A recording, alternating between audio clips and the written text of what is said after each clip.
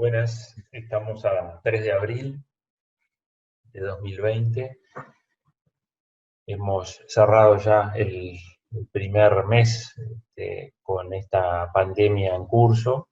3 semanas se cumplen en el día de hoy de la creación de este estado de emergencia sanitaria.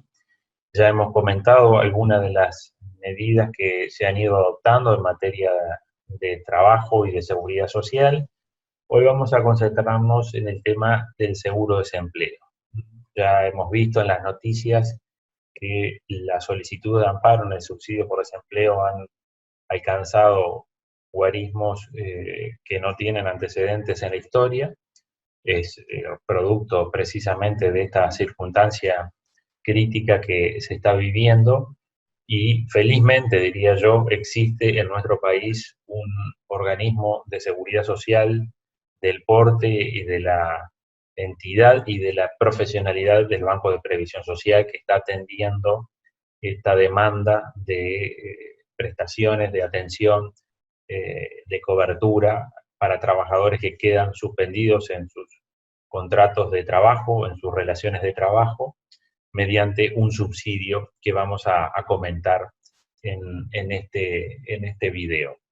La idea es hacer alguna referencia general al seguro de desempleo que existe con carácter general, que ya existe desde hace décadas en el país. Concretamente se creó en el año 58, 59, 58, a través de la ley 12.570. Luego, a través del decreto ley 15.180 se modifica en el año 80, y en el año 2008 se modifica nuevamente con el propósito de flexibilizar el acceso a la cobertura en materia de seguro de desempleo. Tenemos actividades que están incluidas dentro del seguro, que son básicamente todas las actividades del sector privado. Esto incluye industria y comercio, incluye rural e incluye servicio doméstico. Los sectores que están excluidos del régimen de subsidio por desempleo en el ámbito del Banco de Previsión Social son las actividades amparadas por la caja bancaria. Básicamente es esa, en relación de dependencia, trabajo en relación de dependencia que está amparado por la caja bancaria, en ese caso los trabajadores de la banca privada concretamente. Bien, entonces tenemos sectores de la actividad privada, de industria y comercio, amparado por el Banco de Previsión Social, con actividad también en el ámbito rural o en el ámbito del servicio doméstico. Ahí hay que hacer una referencia a las condiciones o requisitos previos de cotización en el sistema que dependen del giro y de la rama de actividad de que se trate. Concretamente, siguiendo estos 3 ámbitos de inclusión jubilatoria, industria y comercio, rural y servicio doméstico. Recordamos que en el caso de industria y comercio, que es la actividad principal, requiere 6 meses de cotización, en el caso de los mensuales, 150 jornales, en el caso de los jornaleros, o el equivalente a 9 BPC, en el caso de los trabajadores con remuneración variable. En el ámbito de la actividad rural se requieren en los últimos 2 años 12 meses de cotización, en el mismo periodo 250 jornales o 12 bases de prestaciones y contribuciones. Debí decir que en el caso de industria y comercio, ese periodo previo de cotización debe haberse verificado en el último año, a partir del momento de la causal, hacia atrás 12 meses. Y en el caso del servicio rural, del servicio doméstico, se exige que registre los servicios como en industria y comercio o como en actividad rural, de modo que en una u otra para poder acceder a la prestación. La cuestión es que nuestro sistema establece ese conjunto de requerimientos y brinda subsidios en caso de 3 causales, básicamente, que son despido, suspensión total y reducción parcial del trabajo. Esta última, la de reducción parcial del trabajo, está prevista exclusivamente para trabajadores jornaleros. No está prevista con carácter general para trabajadores mensuales. Por eso es que ha adquirido relevancia la reciente resolución, la del 18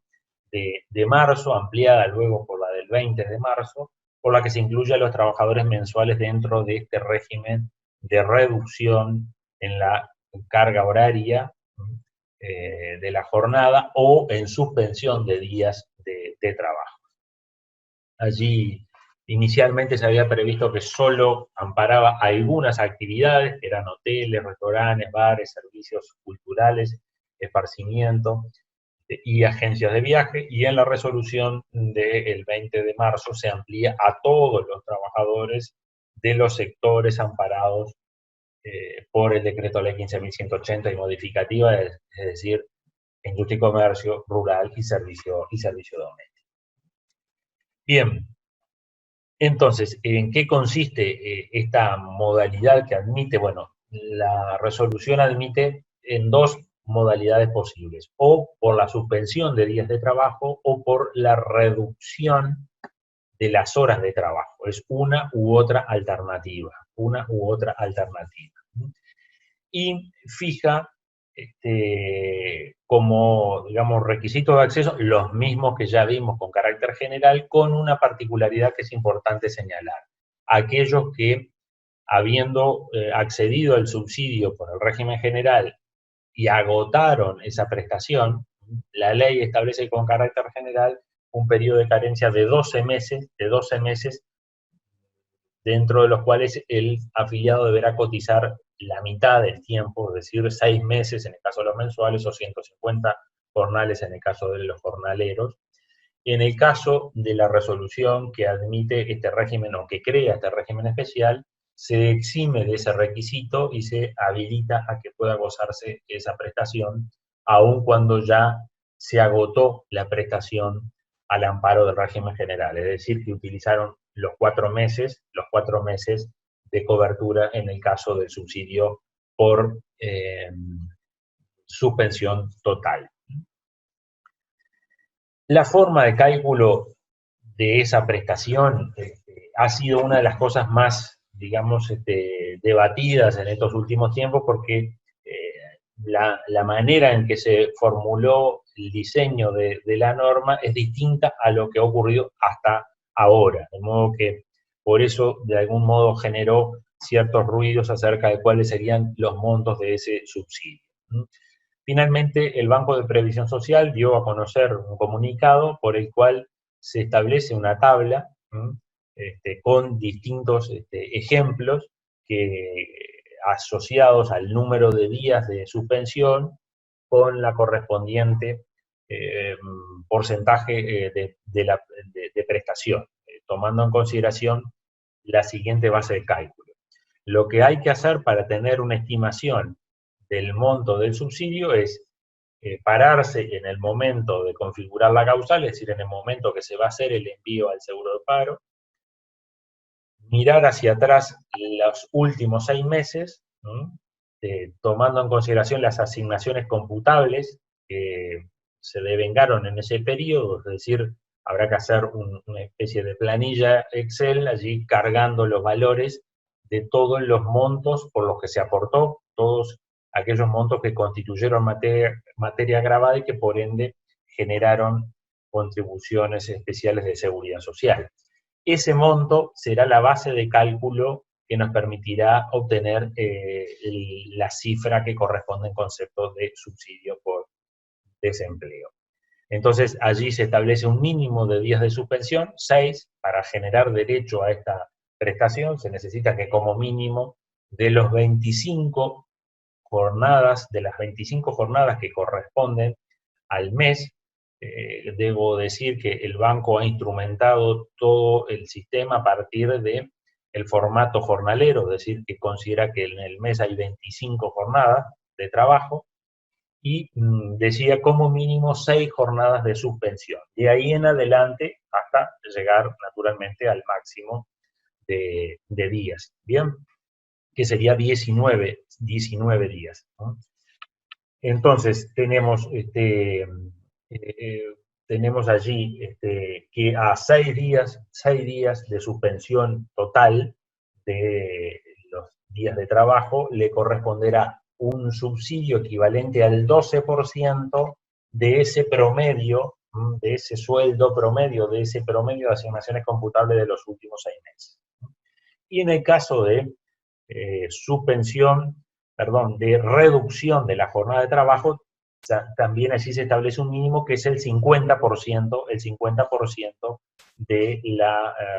carga horaria habitual. Y como consecuencia de ello, el porcentaje del subsidio disminuye al 50%, puesto que el otro 50% va a corresponder al pago de los salarios, de los saberes que genera el trabajador en el marco de la relación de trabajo. Otro aspecto importante a tener en cuenta es la vigencia. La vigencia de este régimen especial es desde el 18 de marzo de 2020. En principio se previó que iba a ir hasta 30 días, es decir, hasta el 17 de abril de 2020, pero en el anuncio que hicieron las autoridades del Poder Ejecutivo en el día de ayer, se comunicó que se ampliaba hasta el 31 de mayo, de modo que este régimen especial va a discurrir entre el 18 de marzo y en principio hasta el 31 de mayo. Un aspecto que no es menor es que las empresas pueden complementar este subsidio que paga el Banco de Previsión Social sin que ese monto constituya materia gravada. Esto surge de la ley 16.713 en el inciso segundo del artículo 160, donde se establece que los complementos al subsidio por inactividad compensada no constituyen materia gravada para la seguridad social. Por lo tanto, creo que de este modo queda más o menos claro que un trabajador que vio interrumpida su prestación de servicios porque la empresa dejó de tener trabajo y por ende no pudo cumplir con la obligación de brindar trabajo al dependiente, ese trabajador puede acceder al seguro de desempleo y cobrar una prestación aun cuando haya ido al seguro a mitad de mes, cosa que en el formato general decía el mensual se quedaba sin una prestación. Con este régimen especial se habilita a que se pueda cobrar una prestación. Un aspecto importante a señalar es que, de acuerdo a la información que brinda el Banco de Previsión Social en la página web, el trámite de este subsidio por desempleo parcial para trabajadores mensuales se tiene que tramitar en los 10 días siguientes al mes de cargo donde ocurrió esa suspensión o esa reducción. Por lo tanto, aquellos que vieron suspendida su prestación en forma total o parcial en la mitad de mes hasta el fin de mes, tendrá la empresa que presentar el listado de trabajadores dando cuenta de los días de suspensión o de la reducción de la jornada de trabajo dentro de los 10 primeros días siguientes al mes, es decir, hasta el 10 de abril, Y por aquellos trabajadores que se encuentren en el seguro de desempleo en el curso del mes de abril, bueno, la empresa tendrá que presentar esa declaración en el mes de mayo, antes del 10 o hasta el 10 de mayo. El resto de la información surge de la página web del Banco de Previsión Social. Allí hay una planilla con toda una serie de detalles que se tienen que aportar para facilitar la liquidación del organismo. Hay allí un ítem que es referido a deudas patronales, que eso tiene que ver con hipotéticos adeudos que pueda tener el trabajador, en este caso en relación de dependencia, por una actividad anterior o que haya generado deuda como patrono, como trabajador no dependiente. Entonces está la posibilidad de que se autoriza allí a descontar del subsidio esa deuda patronal que tiene, bueno, se puede ya retener del subsidio para amortizar esa deuda que pudiera tener el trabajador. Bien,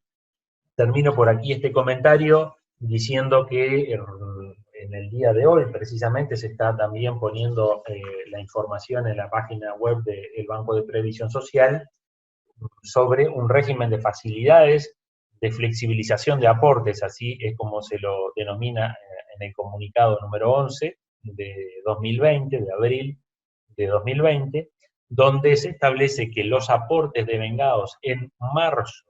y en abril, es decir, el mes que estamos cerrando y el que iniciamos a partir de ahora, en el caso de las empresas con hasta 10 empleados dependientes, independientemente de la modalidad de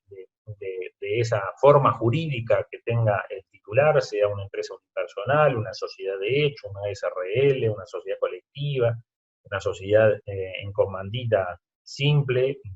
de capital, en comandita por acciones y agrarias, cualquiera de ellas, inclusive también los monotributistas y los monotributistas MIDES,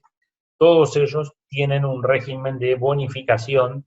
de abatimiento del aporte patronal y personal del 40%, del 40%. Es decir, que del 100 que corresponde a la suma de los aportes patronales y personales, el empleador podrá ver abatido su contribución al Banco de Previsión Social en un 40%.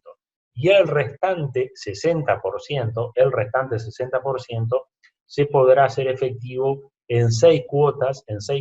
sin intereses, debiendo abonar la primera cuota en el mes de junio de 2020. De modo que para las pequeñas empresas de hasta 10 empleados dependientes, hay allí un acompañamiento muy importante en lo que tiene que ver con los aportes a la seguridad social, que combinado con la otra herramienta que estamos viendo del subsidio por desempleo, de algún modo genera la expectativa, y eso creo que es lo fundamental a destacar, del mantenimiento de la fuente de trabajo tan importante ahora y en el futuro. De modo que es una manera de ayudar a este tipo de pequeños emprendimientos en una situación crítica que deriva precisamente de la pandemia que estamos viviendo. Bueno, quedo por aquí en este comentario sobre el seguro de desempleo y flexibilización de aportes para pequeños contribuyentes. Espero que sea de utilidad la información. Muchas gracias.